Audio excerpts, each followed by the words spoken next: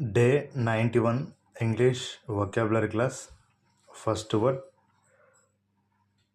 differently, భిన్నంగా, difficult కష్టం, difficulty కష్టం, dig తవ్వు,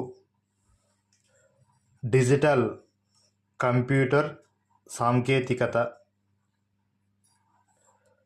డిన్నర్ విందు, డైరెక్ట్ ప్రత్యక్షంగా, డైరెక్ట్లీ నేరుగా,